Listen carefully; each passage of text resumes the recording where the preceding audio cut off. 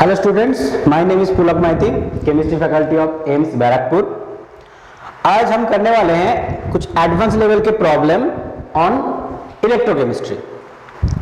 देखो एक प्रॉब्लम है, the potential of the Daniell cell, this Daniell cell zinc sulphate, salt bridge, copper sulphate और copper was reported by Buckby, Sardial and Mace, तीन scientist, as E is equal to this function, मतलब 1.1021 minus 28 minus 0.641 into 10 to the power minus 3 t plus 0.72 into 10 to the power minus 5 t square, where T is the temperature in degree Celsius, not in Kelvin.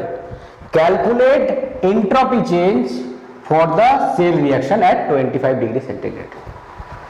अच्छा, ये किस topic में belong करता है? ये belong करता है thermodynamic calculation for Daniel cell, यानी इलेक्ट्रोकेमिस्ट्री के एक सेपरेट टॉपिक।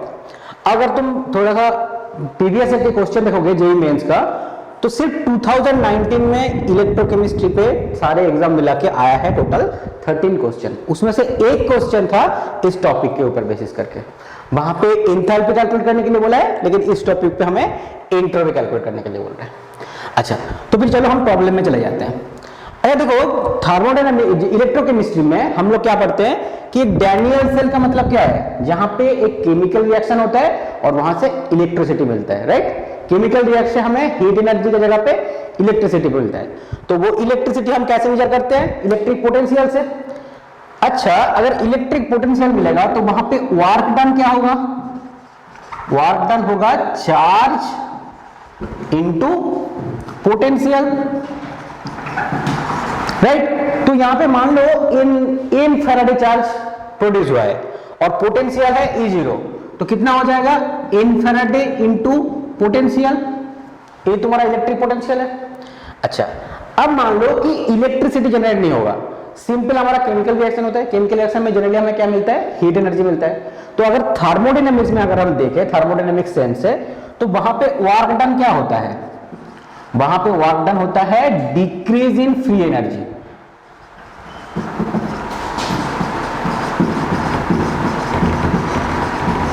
यानी डेल्टा जी, मान लो स्टैंडर्ड कंडीशन में है डेल्टा जी 0, तो ये दोनों तो इक्वल होगा। अब देखो, क्योंकि डिक्रीज इन फ्री एनर्जी की बात कर रहे हैं, तो फिर दोनों को जब हम इक्वल करेंगे तो क्या हो जाएगा? Minus delta G 0 is equal to N F E 0, यानी इसको वैसे भी लिख सकते हैं delta G 0 is equal to minus N F E 0 लिख सकते हैं। तो फिर चलो हमारे पास आ गया delta G 0 is equal to minus N F E 0, यानी free energy, decrease in free energy is equal to this charge into potential. अब देखो, गिब्स हेल्महोल्ट्ज इक्वेशन क्या कहते हैं? गिब्स हेल्महोल्ट्ज इक्वेशन, ये हम थर्मोडायनेमिक्स में पढ़े थे, राइट। इससे हमें क्या मिलता है? Delta G 0 is equal to delta H minus T delta S, right. T delta S, जहां पे minus delta S is equal to minus delta is equal to D delta G by D T, D delta G by D T at constant pressure. Constant pressure में जो change हो रहा है temperature के हिसाब से, और that is equal to minus delta S. अगर ये स्टैंडर्ड कंडीशन में रहेगा तो 0 हो जाएगा। इसको अगर हम इस इक्वेशन के साथ कंबाइन करें तो क्या मिलेगा हमें? देखो, हमें मिलेगा माइनस एन एफ, यहां पर लिखेंगे तो माइनस एन एफ जो कांस्टेंट है वो हमारे बाहर आ जाएगा, delta E 0 by del T at constant P. मिल रहा है कि नहीं?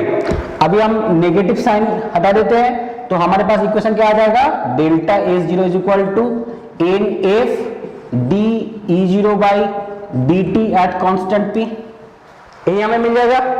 इसको कहते हैं टेम्परेचर कोएफिशिएंट ऑफ ईएमएफ।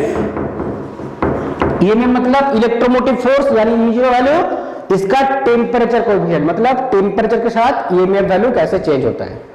अब देखो इसको हम कैसे यूज करेंगे, तो हमें किस क्वेश्चन में निकालने के लिए क्या निकालना क्या है, डेल्टा S0, और हमें क्या मिल रहा है गिब्स इक्वेशन से कि delta S0 is equal to NF और d/dt एट कांस्टेंट प्रेशर। तो हम देखते हैं इस इंडिविजुअल वैल्यू कहां से हमें मिलता है। अब देखो डेल्टा S0 हम बता रहे हैं कि NF dE/dt eight constant pressure. अब देखो n वैल्यू हमें कहां से मिलेगा, n मतलब है number of changes in electron. तुम अभी क्या करोगे, सेल रिएक्शन देखोगे। सेल रिएक्शन क्या है, यहाँ पे जिंक बन रहा है Zn2+, जिंक सल्फेट पे Zn2+ है, तो कैसे बनेगा, 2 इलेक्ट्रॉन रिलीज करके, राइट, और कॉपर 2+ बन रहा है, कॉपर कैसे बनेगा, यही 2 इलेक्ट्रॉन एक्सेप्ट करके, यानी यहां पे हो रहा है ऑक्सीडेशन, ये जाएगा एनोड पे है इसीलिए लेफ्ट हैंड साइड पे है, और यहाँ पे रिडक्शन हो रहा है तो कैथोड पे जाएगा इसीलिए राइट हैंड साइड पे है। इसके बारे में हम इलेक्ट्रोकेमिस्ट्री के पहले पढ़ चुके हैं कि किस तरह कैसे हम सेल रिएक्शन लिखते हैं, कैसे वहां से सेल रिएक्शन लिखते हैं। तो यहाँ पे नंबर ऑफ इलेक्ट्रॉन कितना है, जितना चेंज हो रहा है वो है 2, तो फिर n का वैल्यू क्या हो जाएगा 2, तो n का वैल्यू हमें मिल गया। अब फैराडे हमें क्या पता है कि 1 Faraday equal to 96,500 coulomb,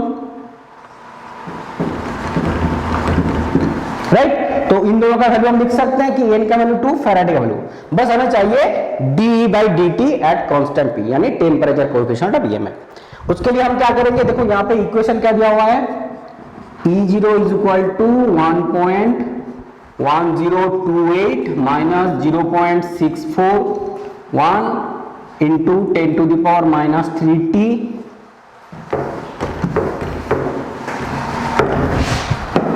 plus 0.72 into 10 to the power minus 5t²। याद रखना यहाँ पे बोला गया है कि t को हम सेल्सियस में लेंगे, केल्विन पे नहीं, हर जगह पे हम केल्विन पे लेते हैं, तो इसी को हम डेरिवेटिव कर देते हैं d/dt एट कांस्टेंट p।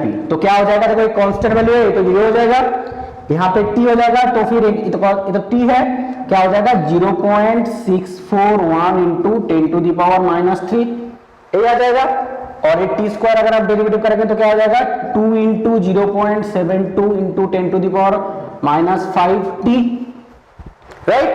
अब t का वैल्यू अगर हम 25 लेंगे, t का वैल्यू अगर हम 25 लेंगे तो यहाँ पे हम मल्टीप्लाई t कर सकते हैं, मल्टीप्लाई 25 कर सकते हैं, तो फिर इसका वैल्यू कितना आएगा minus 2.81 into 10 to the power minus 4। अब देखो यहां से हमें इक्वेशन में हम यहाँ पे इसको पुट कर सकते हैं, n का वैल्यू कितना आया था 2, इसका वैल्यू कितना आया था 96,500, और इसका वैल्यू कितना आया है minus 2.81 into 10 to the power minus 4। इसको कैलकुलेट करोगे मिलेगा 54.25 जूल केल्विन इनवर्स, यही मिलेगा। अब देखो ये इस तरह का एक प्रॉब्लम हो गया, ठीक है। ऐसे किस तरह के प्रॉब्लम आते हैं कि यहाँ पे तो हमने बस एंट्रोपी कैलकुलेट किया है, जैसे कि 2019 में आया था एंथैल्पी कैसे कैलकुलेट करते हैं। अब इस तरह के भी प्रॉब्लम आते हैं कि इक्विलिब्रियम कांस्टेंट कैसे कैलकुलेट करते हैं, मतलब काइनेटिक्स के ऊपर क्वेश्चन आ रहा है, टेम्परेचर कोएफिशिएंट कैसे कैलकुलेट करोगे। तो इस तरह के प्रॉब्लम इस टॉपिक के ऊपर आता है जो बहुत ही इंपॉर्टेंट है। तो इस तरह के और कुछ प्रॉब्लम सीखने के लिए हमारे वीडियो को तुम लोग फॉलो करते रहो, चैनल को भी फॉलो करते रहो, और आगे तुम्हें इस तरह के इंटरेस्टिंग और इंपॉर्टेंट वीडियो मिल जाएंगे।